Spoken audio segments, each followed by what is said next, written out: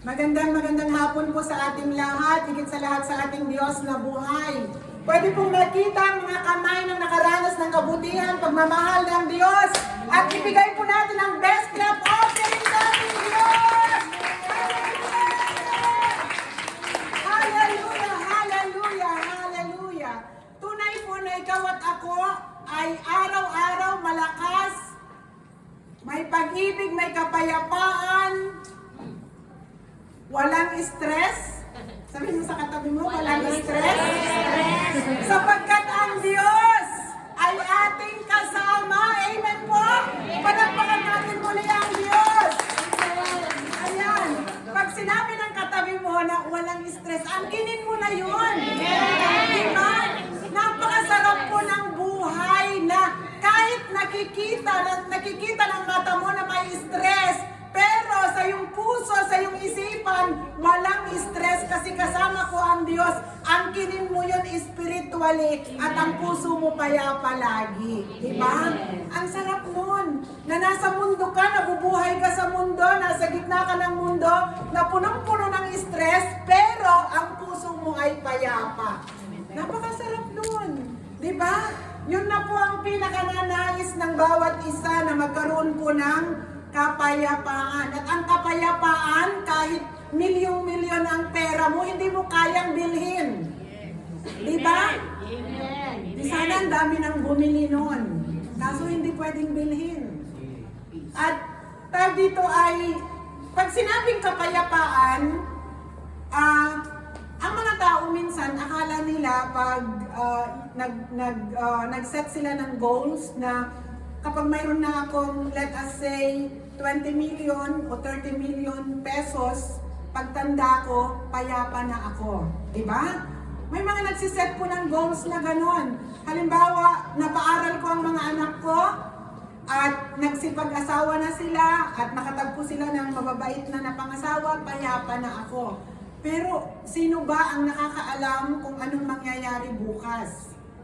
Kasi minsan, sa dami ng iprinipare po ng tao, kagaya po ng nasulat sa Biblia na pinanood niya yung lahat ng kayamanan na naipon niya, akala niya ay igugodin na lang niya yung mga kayamanang naipon niya, pero sabi ng Diyos, hangal, bukas ay babawiin na ang iyong buhay. Kaya tunay po na ang kapayapaan na sinasabi natin, anumang nararanasan natin ng mga tao, let us tawag dito ay tanggapin natin sa ating mga buhay, Christian at hindi Christian, believer and unbeliever, there is problem na hinaharap natin sa buhay.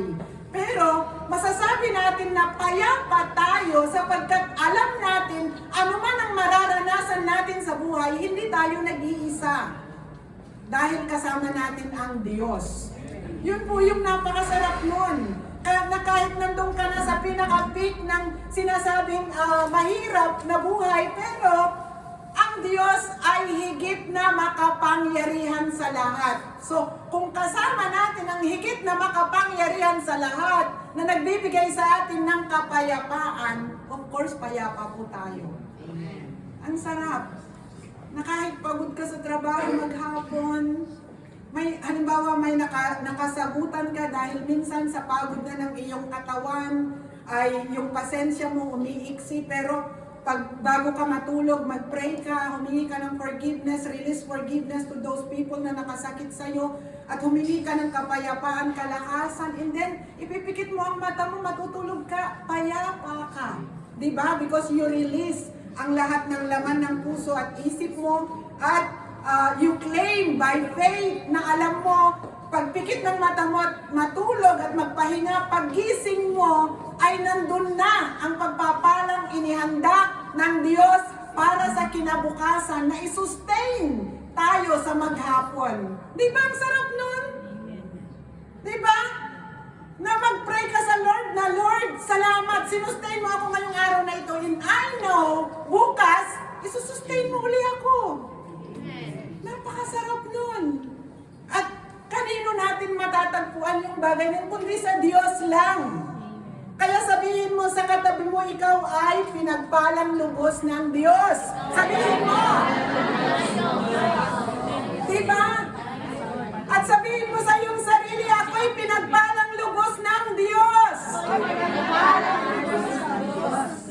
Amen po.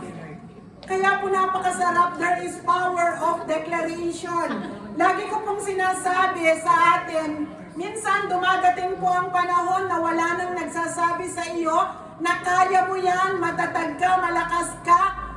Pwede nating sabihin, declare sa ating sarili, kaya mo yan, kaya ko ito, malakas ako, matatag ako, pinatatag ako ng Diyos, pinagpala ako ng Diyos. Di ba? Dahil pag nagsalita ka, narinig ng iyong tainga, papasok sa iyong puso, magpaprocess ito, at magpaprocess sa isipan mo, papasok sa puso mo, at doon, mariregister sa mind mo. At kapag ikaw ay nakaranas ng anumang problema, kung anong nakaimbak po sa ating subconscious, at wala ng mga tao nakakausap sa atin, yun po yung lalabas. Alam ba natin yon? Na kaya kung mag-imbak kayo ng malulungkot sa inyong subconscious at wala na kayong kausap, ang lalabas dyan, malungkot. O, sino ang gustong mag-imbak sa subconscious ng mga malulungkot na bagay? Dahil ang tao nga ba naman, aalalahanin na nga lang ang mga nakaraan, yung mga malulungkot pa. Diba? Bakit hindi natin alalahanin yung mga masasayang bagay? Ayan. Alam niyo po, excited po ako ngayong araw na ito sapagkat tunay po ang ating Diyos ay siya po ay napakalaki po ang nais gawin ng Diyos sa ministeryong ito, sa buhay ng bawat isa. Sapagkat I know and I believe na ang ministeryong ito ay hindi lamang po sa mga pastors na tinawag na mamuno sa ministeryong ito, kundi ikaw. Sabihin mo sa katabi mo, ikaw ay gagamitin ng Diyos para abutin ang mga nangangailangan. Diba? Kaya kailangan, sabihin mo ulit sa katabi mo, kaya kailangan maranasan mo ang kapangyarihan ng Diyos. Para i-testify natin, diba? Ayan, kaya ngayong araw na ito po ay kasama po, kasunod po nung last na preaching ko po ng last Sunday of the year ng 2023. Maalala niyo po yung preaching ko po last Sunday ng 2023. Ano pong nais ng Lord sa atin ng 2024? Tayo po ay fruitful. Diba? In all aspects ng ating mga buhay. At paano po tayo magiging fruitful sa ating mga buhay? Kailangan tayo ay laging nakakabit sa puno. Tayo ay mga sanga.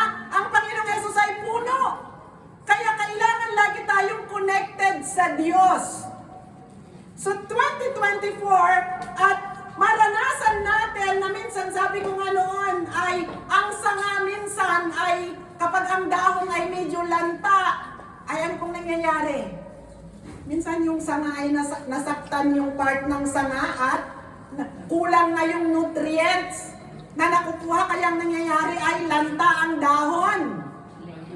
Kaya tignan mo ang katabi mo kung tawag dito, connected siya sa Lord at ang kanyang mga dahon ay hindi lanta. Ayan. Praise God. So ibig sabihin, kung luntian ang iyong dahon, ikaw ay connected. 100% ay na-absorb mo ang nutrients na kinakailangan. At doon ay sa ating Diyos lang matatagpuan. At ngayong araw na ito, I know and I believe, ay hindi lamang po fruitful ang nais ng Lord sa atin. Sabihin mo sa katabi mo, nais ng Lord ay araw-araw victorious ka. Amen. Amen po? Tayo ay victorious. Yun ang gusto ng Lord. Hindi tayo talunan. Hindi tayo yung umiiyak sa gilid na parang inapi na inagawan ng candy. Malala niyo ng bata tayo, di ba? Pag inagawan ng candy ay yung batang inagawan ng candy, nahihiya pa siya na isigaw na inagawang kanyang candy. Anong ginagawa ng bata? Paimpit na umiiyak sa gilid. Tapos darating ang magulang, anong nangyari sa iyo? Inagawa ang candy ko. Di ba ganun nangyayari sa atin? Hindi natin sinisigaw. Pero kung alam natin yung authority natin pag si Satan may inagaw sa atin, i-proclaim natin, inagaw niya sa akin at babawiin ko yan in the name of Jesus. Amen. Diba? Authority mo yun. Hindi yung iimpit ka, inagaw niya, wala kang gagawin. Huwag na tayong pumayag ng ganon. Use our authority. Diba? Yun po yung nais ng Lord. Kaya year 2024, nais po ng Lord, ikaw na nakaupo dyan, gagamitin ka ng Diyos mightily. Sapagkat sa upuang yan, may uupong iba at ikaw naman ang nakatayo sa harap niya at ikaw ang nagpipray sa kanya. Na-imagine nyo yun? So, ibig sabihin, sa upuan ni Sister Suzette, ay may nakaupong iba at si Sister Suzette, siya ang naglilay hands. Tignan niyo yung mga upuan yung yan. Kayo ang magpipray sa mga taong dadalhin ng Lord. Kaya lang, i-equip po tayong lahat. Amen po? Kailangan alam natin na yung voice ng Lord na ipinapagawa niya sa atin. And I know and I believe na yung voice ng Lord na nais niya yung year 2024 na sinabi na sa amin ni Rev na nagkaroon ng seminar at magkaroon ng ministering, i-display ng Lord once again ang kanyang power, ang kanyang glory. Tuloy-tuloy na po ito. At hindi po ito kaya ng 2 o 3, dapat involved po ang lahat ng church. At sino po yun? Ikaw yun. Sabihin mo sa sarili mo, ako yun. Ako yun. Diba? Ako yun. Sabihin mo sa Lord, ako yun, Lord. Para po, alam ng Lord na tinatanggap mo ang calling mo sa Diyos. Sapagkat, kailan ka pa maglilingkod? Kapag hindi mo na kayang maglakad, ngayon na kaya mo pang maglakad, maglingkod ka na. Mga kalalakihan po dyan, sabihin mo sa katabi mo, ngayong malakas ka pa, maglingkod ka na bro. Sabihin mo, sa katabi mo. Diba? Mukhang hindi sila nagsalita. Ayan. Glory to God.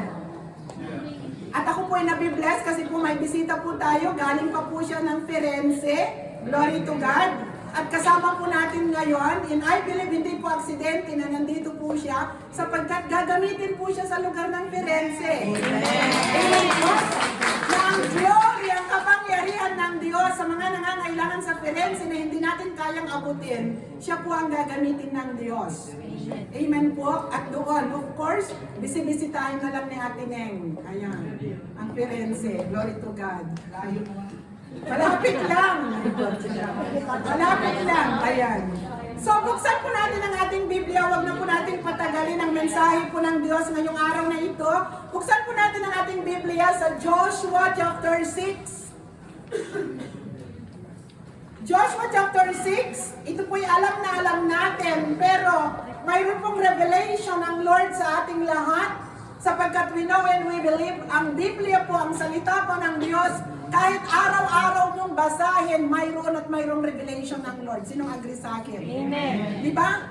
Hindi po nawawalan ng revelation. The same at the same. Ang story na babasahin mo, but there is always new revelation ang Diyos sa ating lahat sa taong year 2024. Kaya sabi po sa Joshua chapter 6, ang sabi po, ipinilid ang mga pintuan ng Jericho upang huwag makapasok ang mga Israelita.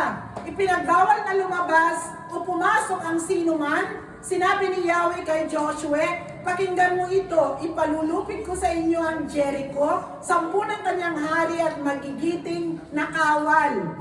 Ikaw at ang iyong mga kawal ay liligid sa palibot ng Jericho, minsan isang araw, sa loob ng 6 na araw. At verse 4, pauunahin mo sa kaban ng tipan ang 7 saserdoting may dalang mga tambuli. Sa ika-7 araw, makapito kayong liligid sa lungsod at hihipan ng mga saserdote ang dala nilang tambuli. Pagkarinig ninyo ng isang malakas na at mahabang tunog ng tambuli, sisigaw kayong lahat ng ubod lakas sa sandaling iyon. Babagsak ang muog at walang sagabal na makakapasok kayo sa lungsod ang lahat. Kaya tinawag ni Joshua ang mga saserdote at sinabi sa kanila, dalhin ninyo ang kaban ng tipan. Mauna ang 7 saserdoting may dalang mga tambuli. At sinabi naman niya sa mga tao, lumakad na kayo at lumigid kayo sa lungsod at paunahin ninyo sa kaban ni Yahweh at ang mga kawal na pambungad. Tulad ng sinabi ni Joshua, lumakat na sa unahan ang kaban ng tipan at ang 7 saserdoting may dalang tampuli at habang daay, hinihipan nila ang mga ito. Praise God. Sino po sa atin ang very familiar po sa istoryang ito? Pwede pong itaas natin ang ating mga kamay. Sa walls of Jericho. Okay po? Para po, habang ito po'y tinatakal natin, ma-refresh po sa inyong mind yung istorya po ng walls of Jericho. So bago po tayo mag-pray, nais ko pong tanungin ang lahat, ilang beses pong inikutan ang walls of Jericho? 7. Sino ang nagsasabi ng 7?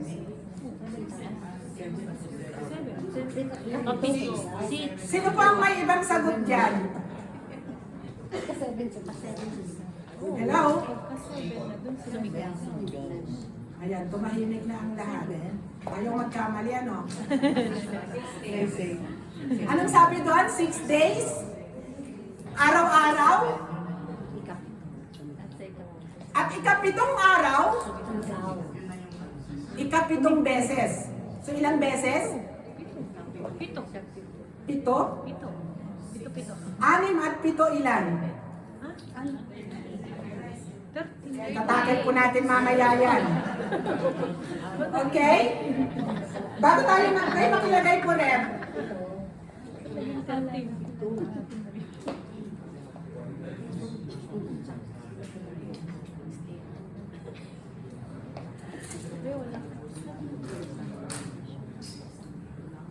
Ayan, verse 4, verse 4. Para po isang direction po tayo, ano? Sabi po sa verse 4, saan na rin? Okay. At 7 saserdote sa unahan ng kaban ay magdadala ng 7 English na lang.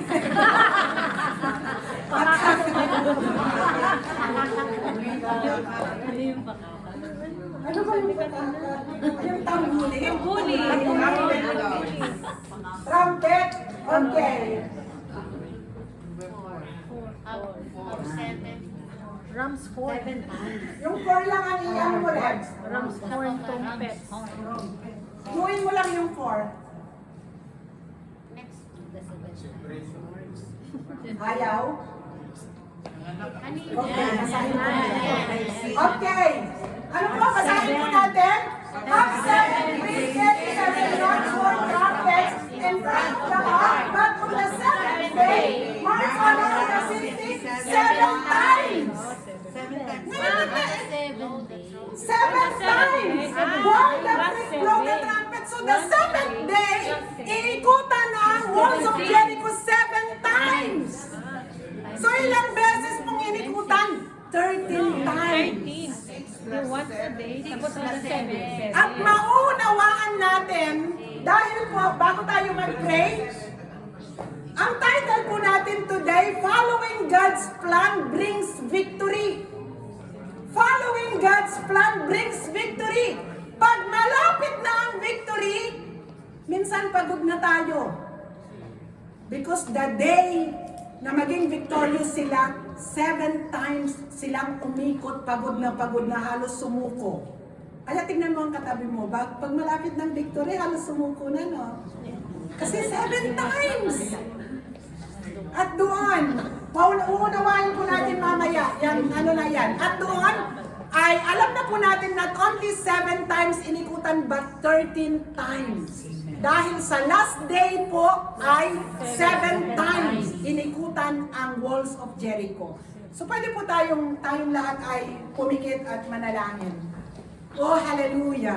Ama naming Diyos na makapangyarihan sa lahat, sa pangalan ng Panginoong Hesus, sa kapangyarihan ng Banal na Santong Espiritu, salamat po Diyos sa araw na ito na binigyan mo kami, Lord God, ng opportunity na mapag-aralan ang iyong banal na salita at alam namin, Lord God, na ito po'y magbigay sa amin ng kalakasan, O Diyos, upang magawa at matupad ang iyong kalooban sa buhay ng bawat isa. Panginoon, salamat sapagkat alam namin ikaw ay aming laging kasama at ang bawat araw namin kami ay laging victorious. Pagpalain mo ang iyong mga salita, O God, pagpalain mo ang bawat isa, at pagpalain mo yung abang lingkod, O Diyos. May your power and your triple anointing power be upon me, not my weakness be seen, but your glory, your power, O God, be seen upon this place, and the free moving, O God, of the Holy Spirit, ay maranasan namin ngayong araw na ito. In the name of Jesus. Salamat po, purihin ka, sambahin ka, dakilain ka. Ito pong aming dalangin sa pangalan ni Jesus. Amen and amen. Hallelujah. Sabi po sa Biblia, ang salita po ng Diyos ay para po sa mga hindi mananampalataya. Ito po'y kahangalan. Diba? Nakasulat po. Pero sa atin ng mga believer, it is the power of God. Ito'y kapangyarihan.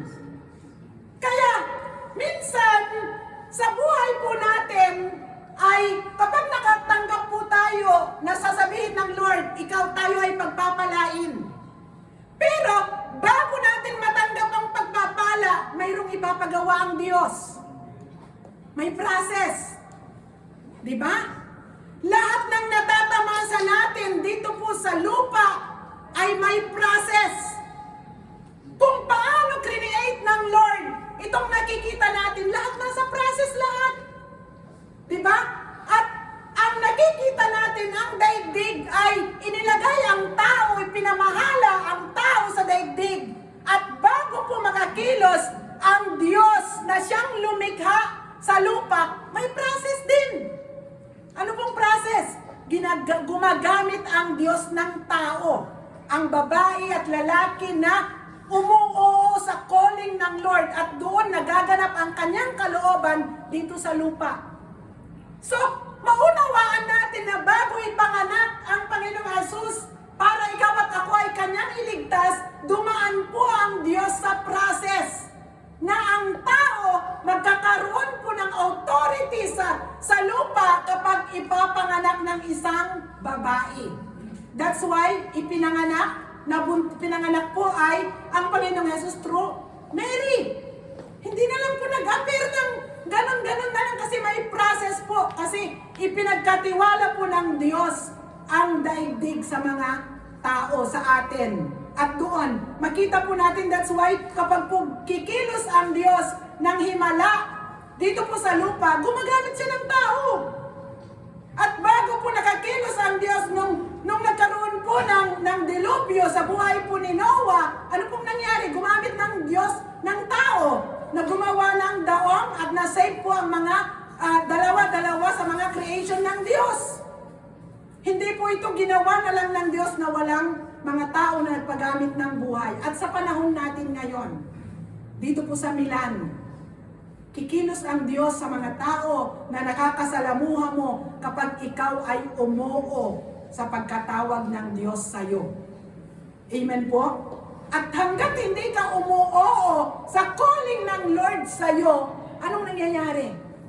Nakikipag-battle ka lagi. Dahil hindi mo alam kung ang susundin mo ang gusto ko ba o ang gusto ni Lord. At sinong napapagod? Tanungin mo ang katabi mo, sinong napapagod? Tayo. Pero sa dulo dahil pagod na tayo, hands up tayo parang yung mga kriminal, ano? Diba? Kapag yung mga kriminal ay sukol na, kasi takbo ng takbo sa mga pulis, hanggat kaya niyang tumakbo, takbo siya ng takbo kahit may mga baril na yung pulis, kahit binabaril na takbo pa rin. Dahil anong pinaglalaban ng kriminal na ito? Yung kanyang kalayaan. Kasi kapag nahuli siya, nandun na siya sa kulungan. Pero glory to God tayo, pag tayo po inaresto ng Lord, wala po tayo sa kulungan. Kung hindi, nakikita ang glory ng Diyos sa buhay natin. Kasi umuo tayo sa pagkatawag ng Diyos. Kaya huwag na po natin hintayin na dead end na. Wala ka nang kikilusan, di ba? Wala na dyan, wala na dito, wala ka nang pupuntahan. At pag wala ka nang pupuntahan, Lord, suko na ako. Para na tayo yung kriminal, no? Nakataas ang dalawang kamay, susuko na tayo sa Panginoon. Ano pong ibig sabihin pag susuko na? Panginoon, maglilingkod na ako. Susunod na ako. Amen po? Yun po yung, pero glory to God, at hanggat hindi po nangyayari yon at alam natin na pinili at tinawag tayo ng Lord, taas na agad ng kamay. Suko na tayo. At doon, mai-enjoy po natin ang paglilingkod sa Panginoon. Magagamit natin ang buhay na bigay ng Lord na magkaroon ng saysay sapagkat magagawa natin ang purpose ng Panginoon sa ating mga buhay. Balik po tayo sa buhay po ni Joshua. Sa buhay po ni Joshua, alam po natin na siya po ay pinili at tinawag ng Lord na kung saan nakasama po niya si Moses na nanggaling po sa lugar po ng Egypt. At doon po sa Egypt, pinalaya po ng Lord ng napakatagal na panahon na slaves po ang mga Israelita. At dumating po ang punto na after 40 years na paikot-ikot po sila sa ilang at namatay na po ang lahat ng mga matatanda doon dahil sa pagsuway po ni Moses, hindi niya nakita ang lupang pangako. Kaya ang tawag po sa mga kasamahan na po ni Joshua ay Joshua Generation. Amen po? At doon, si Joshua, nung namatay po si Moses, siya po yung ipinalit ng Diyos, humalili na manguna sa bansang Israel. At ang sabi po ng mga tao, isa lang ang sinabi ng mga tao, kikilalanin nila na mamumuno si Joshua kung sasakan niya ang Espiritu ng Diyos. At ano po paano ipinakita ng Diyos na ang Espiritu ng Diyos ay kay Joshua, na kung saan nagkaroon ng isang patunay na kung sa buhay ni Moses ay hinati ang dagat na pula at nakatawid ang million of people. At doon, sa buhay po ni Joshua, nang tumawid sila sa ilog Jordan, hinati rin ang ilog. At dumaan din sila sa tuyong lupa at natakot at lahat ng mga Israelita, in-acknowledge nila na si Joshua ay lingkod ng Diyos. Sumasa kanya ang Espiritu ng Diyos. At ang mga tao, at nung nangyari ang ganoong pangyayari dahil ang Diyos ay sumasa kanila, na nalaman po ng buong Kanaan, na kung saan ang Kanaan, i-conquer po yun, ito po yung lupang pangako ng Diyos na pupuntahan ng mga Israelita. Nalaman nila na ang Diyos na nagtatanggol sa mga Israelita ay makapangyarihan. So ang mga taga-Kanaan, hindi sila takot sa mga Israelita, kung hindi, takot sila sa Diyos na sumasa kanila, na gumagabay sa kanila. Kaya, ito pong binasa natin sa Joshua chapter 6, ang sabi po sa verse 1, ipininid ang mga pintuan ng Jericho upang huwag makapasok ang mga Israelita. Kasi takot sila. So imagine natin, ang Jericho ay walang lumalabas at walang pumapasok kasi po takot sila na ma-invade sila ng mga Israelita. At ang Diyos ay bago niya ibigay na ma-conquer ang lupang pangako, may instruction ng Lord. Mayroon siyang nais, mayroon siyang plan. May plano. Di ba tayo may plano po tayo? Sino pong may plano? Amen. Itaas po natin ang kamay natin. Year 2024, may mga plano tayo. May gusto tayong ma-attain. Di ba? We have plans. At doon, may plano tayo. At ang Diyos, may pangako siya sa atin. Di ba? Tayo na mga magulang, pag nangako sa mga anak natin, anak, paaralin kita. Di ba? Magpaplano na tayo. Ibabudget na natin yung ating sweldo na dapat ito lang ang gagastusin ko para nang sa ganun masustain ko ang anak ko. Di ba? May plano tayo. Pero may plano tayo at bilang tayo mga believer, mga tinawag ng Diyos, may plano din ng Diyos para sa atin. At doon nagkakaroon ng conflict. We have plan para sa sarili natin and the Lord has plan for us. At nagkakaroon po tayo ng tug of war. Dahil yung plans natin, hindi po minsan nalalapat sa plan ng Lord para sa atin. Diba? Kaya doon maalala ko, nung i-ordain ako ng pastor, umiiyak ang mama ko, nanay ko talaga umiiyak eh. Sabi ng mama ko, anak, huwag ka na magpa-ordain please. Naging ordinary ka na lang na maglingkod. Kasi ang alam ko na kinatatakot ng mama ko that my plans ay hindi ko na dapat pwedeng sundin. Kung hindi yung plano ko, dapat yung plano ko, yun na rin yung plano ng Diyos, yun na rin ang gugustuhin ko. Kasi mahihirapan ako. Di ba? Kasi ba ang sarap kaya sa inyo na nakaupo kayo dyan na may preaching na ready? Di ba? Pero kami na mga pastor nyo, di ba? Ang sarap din kaya na Sabado ay kami pabanjing-banjing din, di ba? Nagtatrabaho din kami ng Monday to Friday. May pamilya rin. Pero wala kaming free day na kagaya nyo. Because we accept the calling of God. At masaya kami na pinapagamit ang buhay namin. Dahil nakikita namin na yung buhay namin nagiging makabuluhan because isa lang ang buhay natin. Di ba? Kaya yung plano namin mag-asawa, kailangan nakalapat sa plano ng Diyos. At doon, halimbawa, Sunday morning, kung kayo ay nagre-relax, kami hindi. Kami ay kailangan nagpe-pray kami, nag-aaral kami, at doon ay Sunday, kakatok ang asawa ko dun sa kwarto kasi nagpe-pray ako, nag-aaral ako. Dadalhan naman niya ako ng breakfast. Dala-dala niya yung breakfast ko. Doon ako nagbe-breakfast sa room. At minsan mayroon siyang sasabihin sa akin, pero pagbukas niya ng pinto, umiiyak ako, nagpe-pray ako, hindi niya ako pwedeng kausapin kasi kausap ko si Lord. Di ba? That is sacrifices. Pero kailangan nagkakaunawaan kayong mag-asawa. Kung hindi kayo nagkakaunawaan at ang plano mo ay iba sa plano niya at sa plano ng Diyos, anong mangyayari? Gulo! At sasabihin ng asawa mo, si Lord na lang ba ang kausap mo? Ako ba hindi mo nakakausapin? Di ba? Magkakagulo! Kaya doon, si Joshua, tinanggap po niya ang kanyang calling sa Lord na pangunahan ng bansang Israel. At ang plano ng Diyos sa kanya at sa bansang Israel, kailangan gustuhin din ni Joshua. At hindi lamang si Joshua ang gugusto, kung hindi ang mga tao na kanyang pinapangunahan.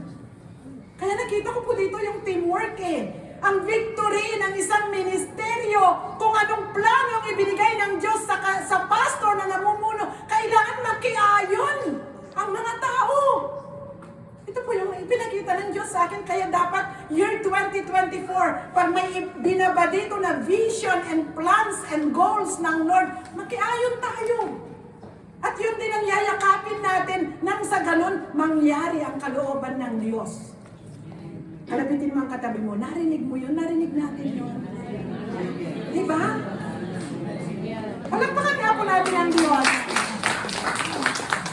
Kaya dito, natanggap po ni Joshua, kaya dito po, may tatlo po ay, tatlong bagay na iitag dito. Ipapaliwanag ko po sa ating, sa text natin. Ang number one po ay kailangan maunawaan natin, understand that if God's plan, unawain mabuti, ito ba ay plano nga ng Diyos? Pag halimbawa nakatanggap tayo ng mayroong nais ng Diyos, ikaw ay pagpalain. May ipinangako ang Diyos sa iyo. Tapos may plano ang Diyos. At bago tayo makamta ng victory, kailangan sundin natin ang plano ng Diyos. Pero siguraduhin natin, plano nga ba ito ng Diyos? Diba? Bakit ko ito nasabi? Iatras niyo sa taas ang inyong Biblia. Sabi po sa verse 13, ng chapter 5, minsay napadako si Joshua sa Jericho nang biglang pakita sa kanyang isang lalaking may hawak na tabak. Nilapitan siya ni Joshua at tinanong, Ikaw ba isa sa aming mga kawal o isang kaaway? Sabi po sa verse 14, hindi. Sagot ng lalaki, ako'y naparito bilang pinuno ng hukbo ni Yahweh. Nagkaroon ng confirmation na hindi po ito galing sa kaaway, kung hindi sa Diyos. Di po ba? Kaya kailangan ma-confirm po natin. Kaya sabi po ng verse 14, hindi sagot ng lalaki, ako'y naparito bilang pinuno ng hukbo ni Yahweh. Nagpatira pa si Joshua at siya'y sinamba. Wika niya, ano po ang ipinag-uutos ni Yahweh sa kanyang alipin? So, ito po yung number 1 and number 2 na na ano kasi po, bibigyan ko po ng diin yung point number 3 at saka yung number 2, treat the plan with respect it deserves.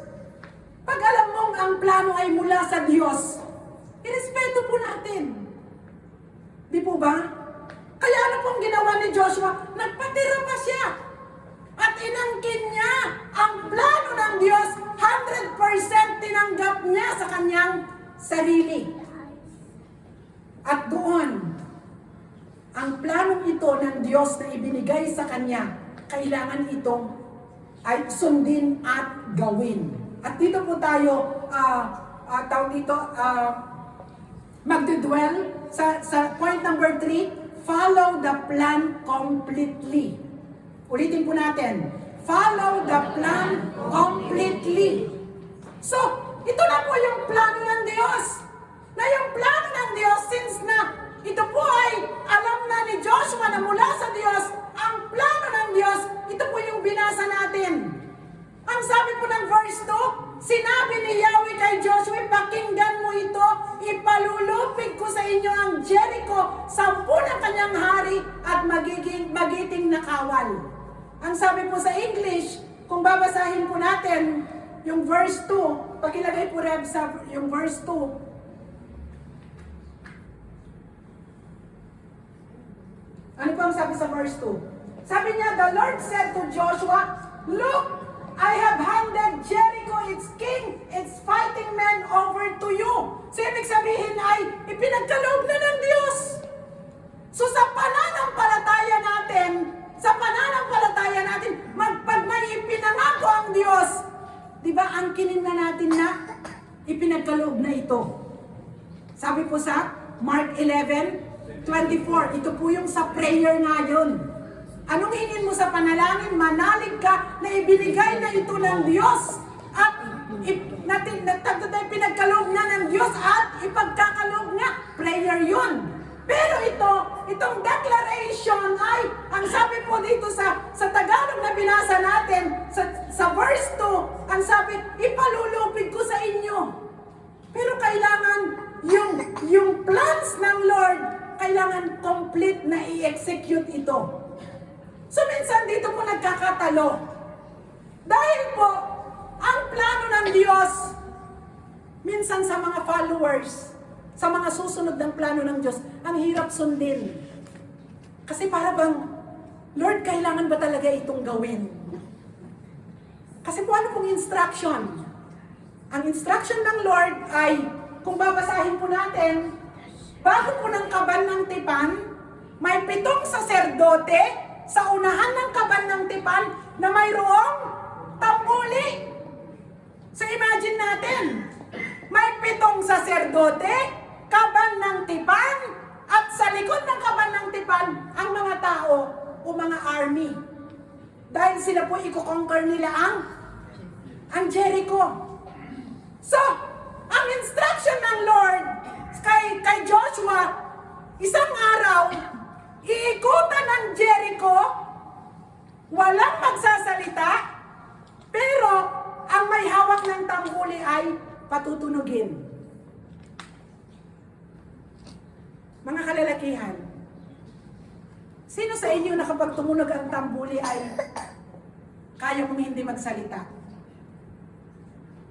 Paano ba yung tunog ng tambuli? Sino nakarinig dito ng tunog ng tambuli? Sino magaling dyan na magpatunog ng tambuli? Di ba? Yan, Brother Abel. Di ba? Brother Abel, pag narinig mo yun, hindi mo kaya gagayahin? Na parang bang, gusto mong gayahin? Di ba? Pero ang instruction dito, kung babasahin po natin, isang araw, bawat araw, sa loob ng 6 na araw, ay gigising sila, 7 saserdote, hawak ang tambuli, sa likod, nandun ang kaban ng tipan, at ang lahat ng tao nasa likod, iikot ng isang beses, and then uuwi na. Hindi mag-uusap. Di ba? Sister Rosel, kaya mong hindi kausapin si Sister Suzette, Sister Joyce? Lalakad lang kayo? Kasi yun ang sabi ni Joshua na sinabi ng Diyos. Magkaroon kaya tayo ng trial, Reb, no? Di ba? Magkaroon tayo ng trial, halimbawa, pitong worship leader, mayroon lang silang aawitin, alam natin yung awit, di ba? At dito yung pitong worship leader, and then, halimbawa, ay susunod, halimbawa, si Reb, ipoy tayo sa likod, at doon, sa ikot natin, halimbawa, ikot tayo, kakanta ang music team, pero tayo hindi magsasalita. 6 na araw. Di ba? 6 na araw. Napakalakas ng loob natin na sabihin sa unang araw, sige Reb, kaya namin. Di ba? Kayang-kaya yan. Di ba? Isisiper lang yan eh, di ba? Ang lakas ng loob natin sa isang araw. Pangalawang araw, sige kaya. Pangatlong araw, tingnan natin. Di ba? Para bang may gusto ka nang sabihin, pero sabi, huwag kang magsalita. Ang hirap, di ba? Bawat araw yon, sa 6 na araw, susundin mo yon. Sa instructions, sa lahat ng instructions, lagi tayong napifail sa gitna. Sinong agree sa akin? Yes. Sa seminar, sino ang nakakomplete ng 3? Diba? Testing ito. Diba? Anong sabi ni Reb? May seminar. Ayan, first day, nandyan. Yung second part, nandyan. E nung third part, sino wala? Diba? Wala na yung iba. E nung third part, yun na yung breakthrough. Nandun na yung blessing na ibinigay ng Lord. Yung nasa second part lang, hindi natanggap yun sa third part. Di ba? At doon, nakita ko minsan, siguro sa buhay ni Joshua, halimbawa, i-relay po ni Joshua, ito ang sabi ng Lord, isang araw iikot tayo ganyan. Sa palagay nyo kaya, habang ibinababa ang instruction ng Lord, wala kayang mag-u-oppose? Meron. Laging mayroon. Palagay nyo. Di ba? Siguro sasabihin nila, Reb, bakit araw-araw pa? Ang layo ng bahay namin, Reb. Halimbawa si Sorella, galing Firenze. Di ba? At halimbawa, every Sunday, iobliga natin siya na pumunta rito dahil nga iikot tayo ng 6 na consecutive Sundays. Isang ikot lang yun. Siguro sasabihin ni Sorella, Reb, bakit na lang sa isang linggo? 6 na ikot na lang, di ba? Di ba, yun yung reasoning natin. Pero, bakit? Ito yung tanong. Bakit ang Diyos, ang instruction niya ay araw-araw isang ikot lang? I-analyze nga natin. Bakit kaya? Para hindi magreklamo? Palagay ko lalong magrereklamo eh. Palagay ko kayo. Sasabihin ni Reb, no? Ang bilis lang kaya ng ikot. Kasi po, sa mga nag-aral po ang Jericho maliit lang, hindi siya kalakihan. So, ibig sabihin, madali lang ikutan. Pero, yung mga Israelites na umikot, kung babasahin po natin, they are thousands na mga army. Marami sila. So, doon, iikutan nila. Ibig sabihin, ang i-lead mo ang 1,000 of people na iikot lang ng isang beses, pauwiin mo, at bukas uli. Palagay ko may magreklamo. Tayo ng mga malayo ang mga inuuwian at nagko-commute pa sa autobus at papupuntahin tayo ni Reb dito. At ang ikot natin, 5 minutes lang. Bumalik ka uli bukas. Di ba, Brother Banjo? Naunawaan natin? Na para bang sasabihin siguro, ano ba naman yan si Reb? Pwede naman lang gawin kung sinabi ng Lord na 6 na beses umikot. Bakit hindi na lang natin gawin sa isang araw 6 na ikot? Diba? Kung ang bawat isa sa atin magsasalita ng kanya-kanyang kuro-kuro laban sa instruction ng Lord, anong nangyayari? Magkakagulo.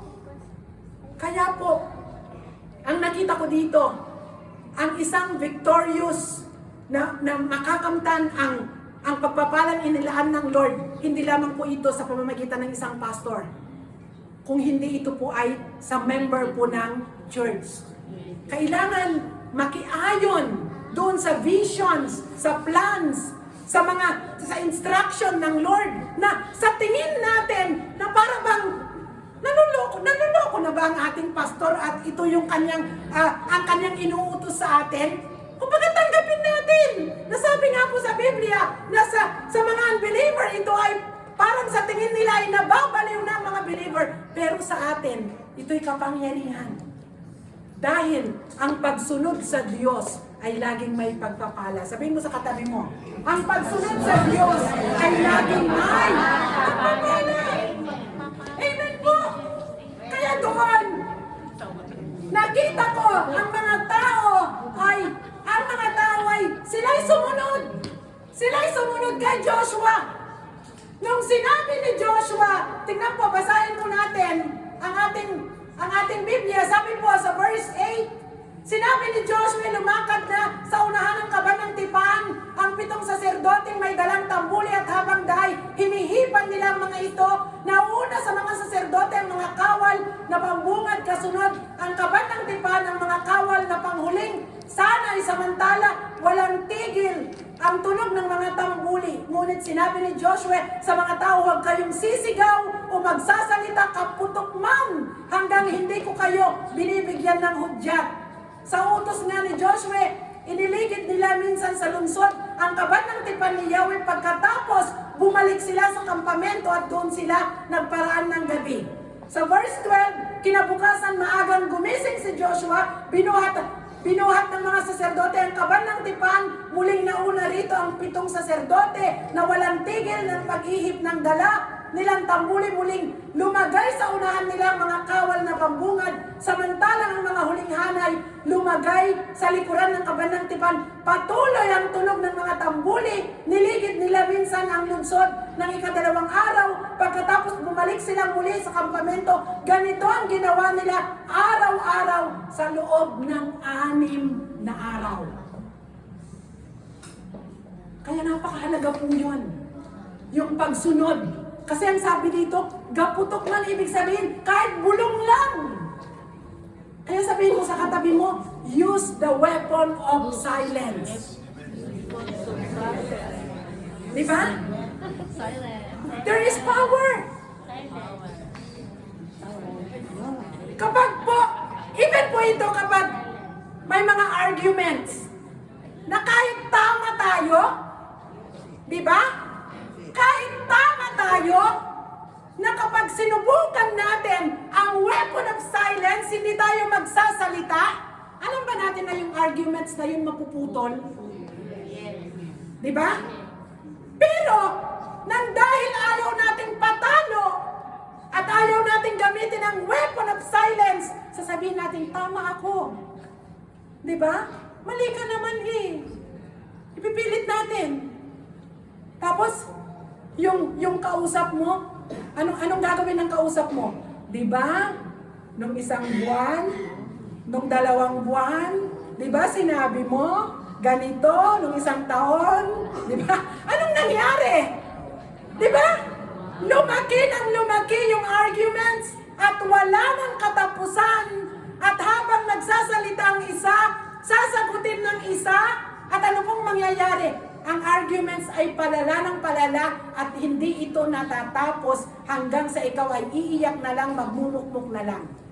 Instead, panggagamitin natin ang weapon of silence, sabihin natin sa puso natin, Lord, alam mo na tama ako. Pero hindi ibig sabihin na hindi ako sumagot at hindi ko sinabi na tama ako. Alam mo Lord na tama ako at ikaw nang nakakaalam, ipinagpapasa Diyos ko na ang lahat at alam ko pagpapalain mo ako. Diba?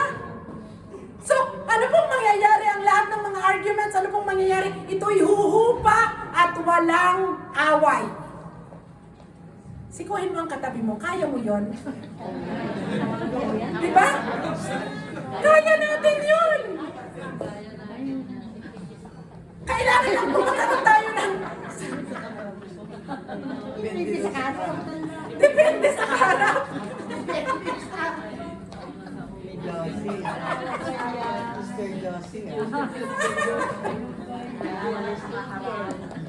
Kaya po, ngayong year 2024, alam ko ang Diyos, mayroon po siyang ipinangako sa iyo na pagpapala. Di ba? Mayroong ipinangako ang Diyos sa iyo na year 2024 is the year of elevation. Na year 2024 is the year of progress. Year 2024 is the year of promotion. Year 2024 is the year of overflowing blessing. Pero, ang instruction ng Lord ay kailangan sundin. Di po ba? We will follow God's plan nang sa ganon, ikaw at ako maging victorious. Kaya po, yung mga nakaraang taon ay hindi po natin nakamtan ang victory. Mag-reflect po tayo, saan tayo nagkulang? Di ba? Doon ba sa dulo? Doon sa gitna? Sa umpisa ba? Sa gitna? O doon na po sa dulo? Kaya, dito po, ang sabi po dito sa verse 15, sa ikapitong araw, bumangon sila ng magbukang liwayway at lumigid ng makapito sa lungsod. Noon lamang nila ito niligid ng makapito. Sa ikapitong ligid, hinipan ng mga saserdote ang mga tambuli at inutos ni Joshua sa mga tao, sigaw kayo, ibinigay na sa inyo ni Yahweh ang lungsod. Palagay ko ito yung pinakahirap eh. Diba? Ito yung pinakamahirap, yung ikapitong araw. Na yung ikapitong araw na kung saan ay buong lakas mo, iipunin mo, para bang yung kapag may problema kang hinaharap. Diba?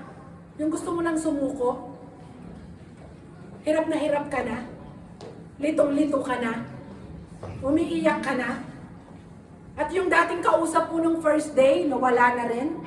Yung nagtitext sa iyo na, Sister, Brad, kaya mo yan, wala na rin. Yung nagsasabing, ipagpipray kita, wala na rin. Di ba? Yung nagpapadala sa iyo ng verse, wala na rin. At doon ay, yun na yung ikapitong araw mo na nandun na malapit na yung victory mo, nandun na yung blessing mo, at doon ay lahat ng lakas mo, iipunin mo, at pagkatapos ng 7 ikot na yon ng buong lakas, nandun na yung victory. Di ba nararanasan po natin yon? At doon tayo sumusuko. Kaya sinasabi natin, kapag po ang problema natin ay halos wala ng solusyon, sapagkat ang kaaway na si Satanas, kita niya na malaki ang blessing na ibibigay ng Diyos sa atin. Gusto niya itong hadlangan. Kaya ginagawa niya tayo na, tawag dito, nililin lang niya tayo. Kaya dapat wise na tayo na kapag may matinding problema, may matinding blessing. Parating na. Nandyan na. Hindi ako susuko, Lord. Na itong pangalawang ikot na to, lagi nating ilagay sa isip natin, Lord, ito na po yung ikapitong araw. At matatanggap ko na yung pagpapala. At kapag ikaw ay hinihingal na, Lord, ikatatlong ikot na to. At kapag ikaw ay talagang pawis na, Lord, ika-4 na ikot na ito. At halos hindi mo na kaya, Lord, ika-5 ikot na ito, ika-6 na ikot na ito. At yung ika-7 na halos wala ka ng lakas, inipon mo na ang lahat ng lakas. At ang lakas na bigay ng Lord sa iyo. At doon isisigaw mo ang victory sapagkat nakamtan mo ang pagpapala na inilaan ng Diyos sa iyo. Amen. Pagpakan po natin ang Diyos. Diba ang sarap? At doon, nung ika-7 ikot, ito po yung pinakamahirap. Kung nagreklamo ka sa isang ikot na walang pagsasalita, mas magreklamo ka dito sa ika-7 araw. Kasi 6 na ikot na walang magsasalita. Diba? Sister Marieta, kaya mo yun? 6 na ikot na hindi magsasalita? Nung unang ikot nga, nagreklamo na tayo. Rep naman. Katabi ko pa si Sister Ate Norly, ang galing namin magkwentuhan. Ang sarap naman, habang umiikot, Rep, nagkukwentuhan kami. Diba? Ang mahalaga naman yung umiikot kami. Diba? Kung saan umiikot sa halimbawa, umiikot ito, diba?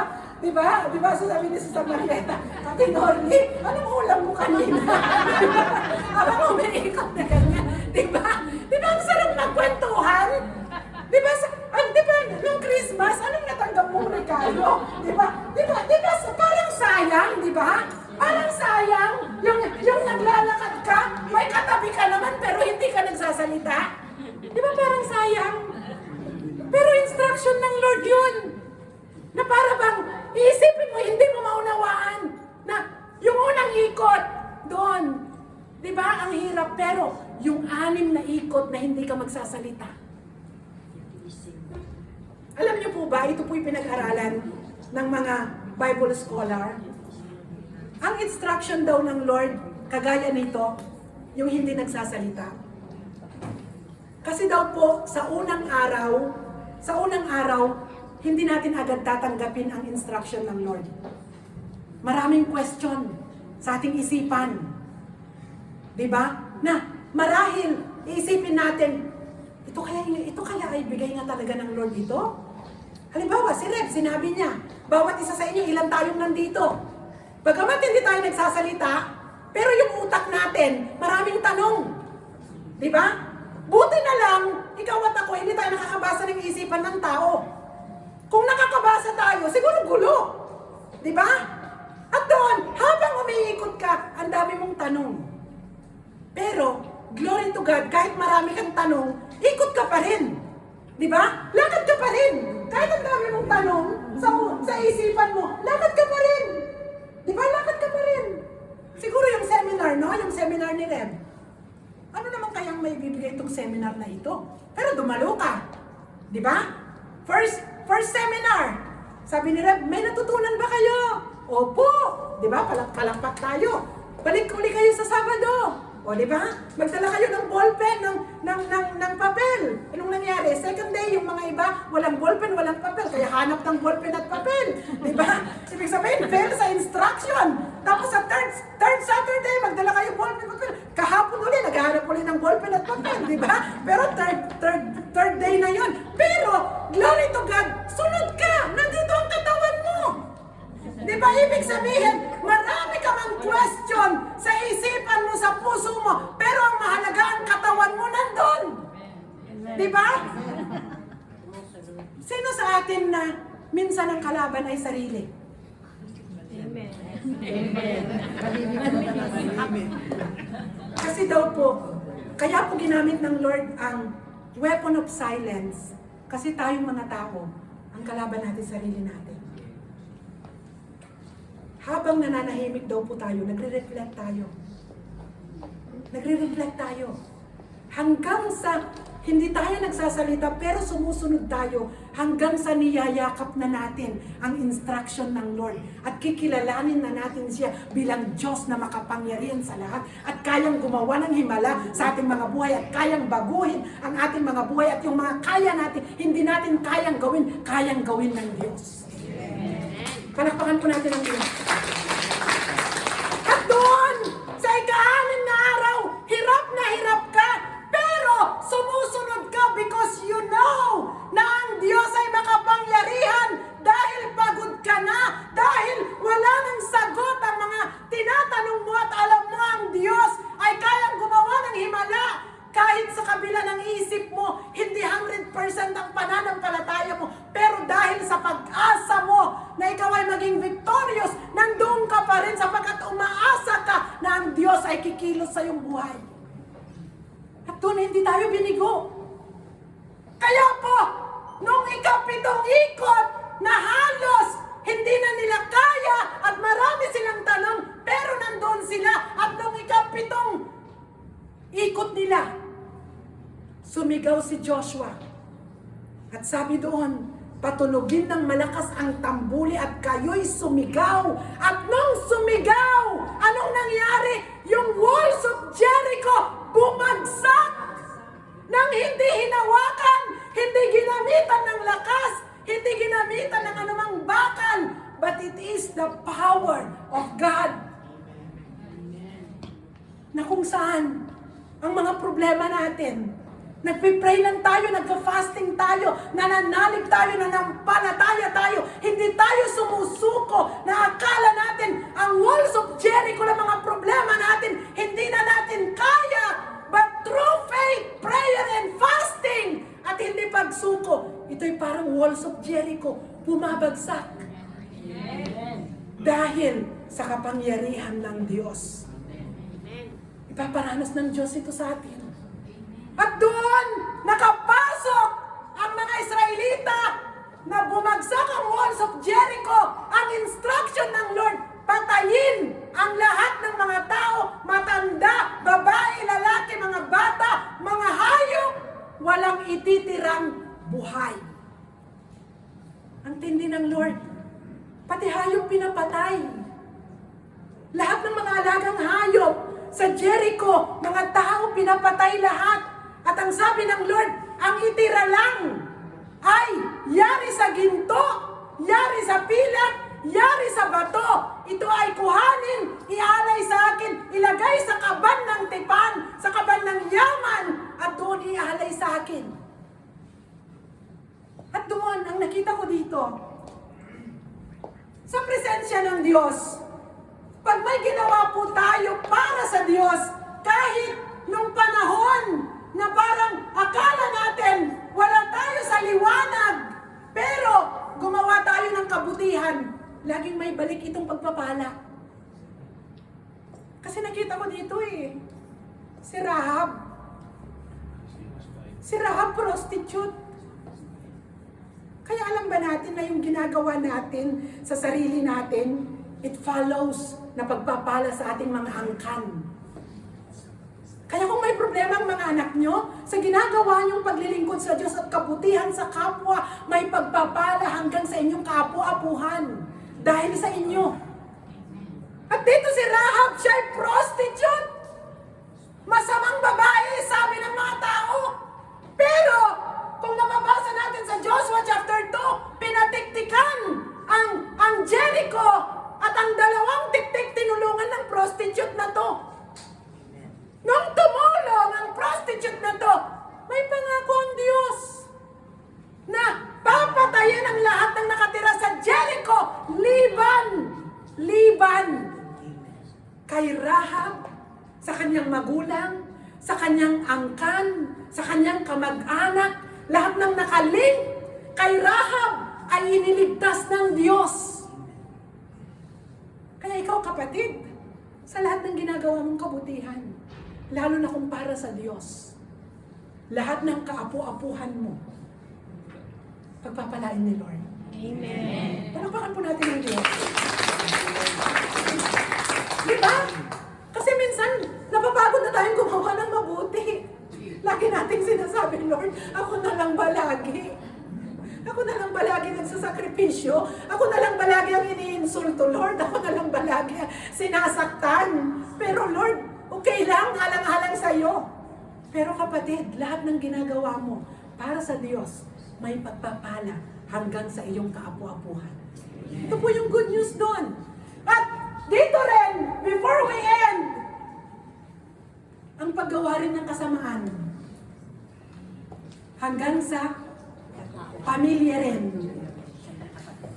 Ito ay kasama. Sapagkat dito po tayo mag-end. Kasi magkaroon po tayo ng reflection.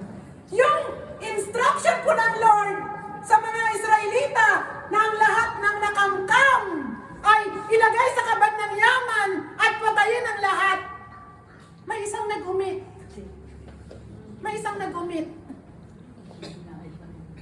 Sabi nga nila laging, bakit mayroong isa na hindi sumunod? At itong hindi sumunod na ito ay nag-cause ng problema sa buong Israel. Kaya dito po, ano po ang sabi? Dito po tayo mag-i-end. Grazie, sis.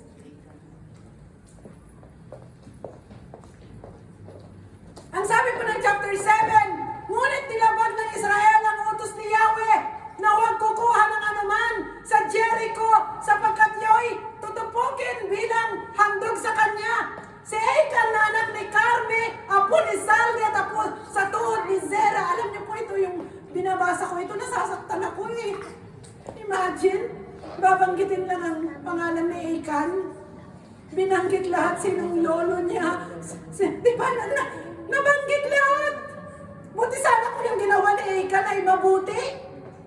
Nabanggit lahat yung kalululuhan niya. Kaya tingnan niyo po, sabi niya si Achan, anak ni Carme, apo ni Salde, apo sa tuhod ni Zera, mula sa lipi ni Judah, ay kumuha ng ilang bagay na ipinagbabawal. Kunin, kaya't nagalit sa kanila si Yahweh.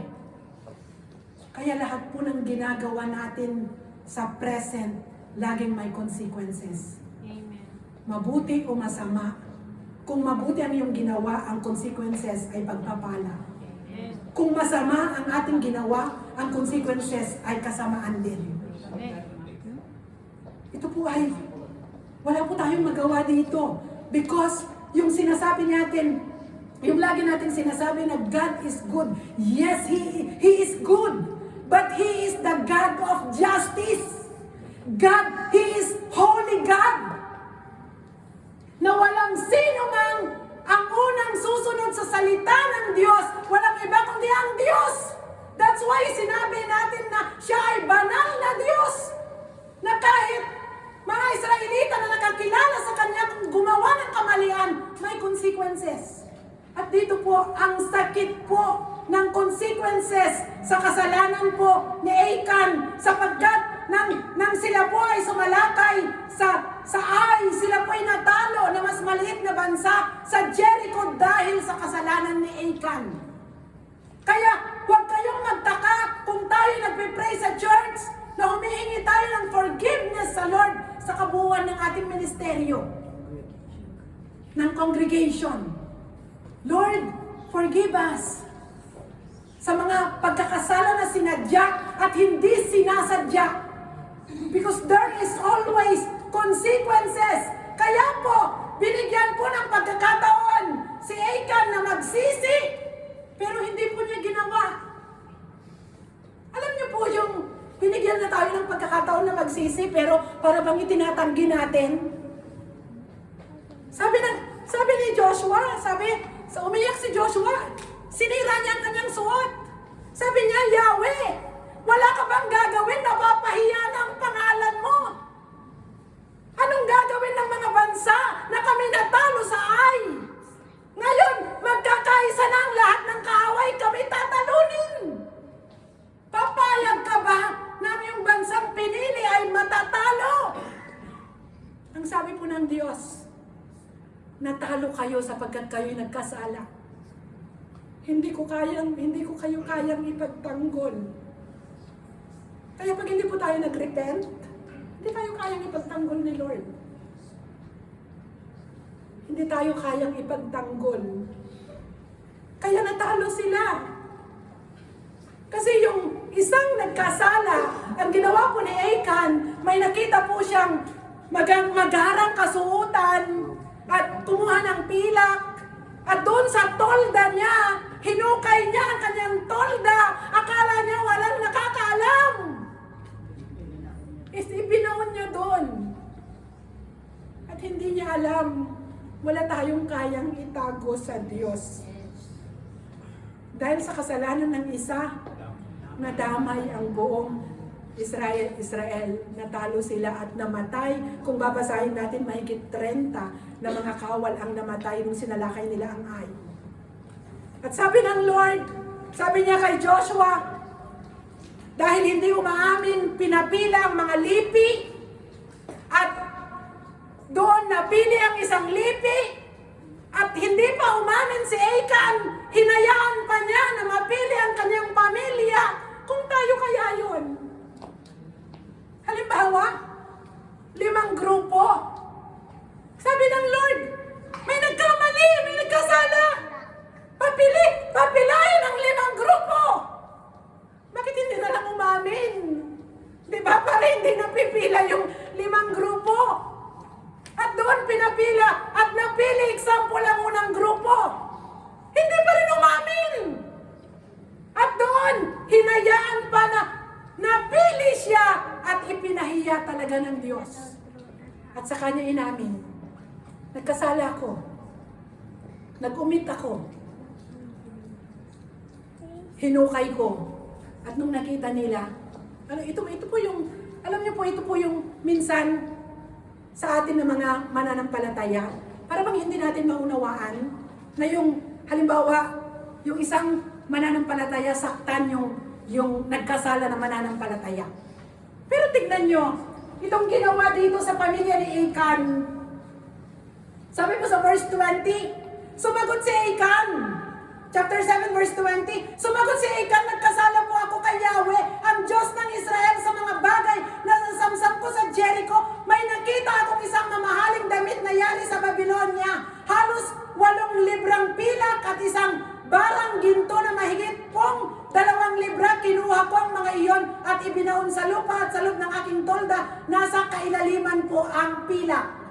Nagsugo si Joshua ng 2 tao na patakbong pumunta sa tolda ni Achan. Nakabaon nga ron ng damit at nasa ilalim nito ang pilak. Iniharap nito kay Joshua at sa buong Israel. Ang lahat ng iyon ay inilatag sa harapan ni Yahweh at dinala ni Joshua sa harapan ni Yahweh. Dinala Joshua ang buong bayan, si Achan, gayon din ang pilak, ang damit at ang barang ginto sa lamba ng kapighatian. Isinama rin nila ang kanyang asawa, mga anak, mga bata, kabayo, tupa, tolda, lahat ng ari-arian.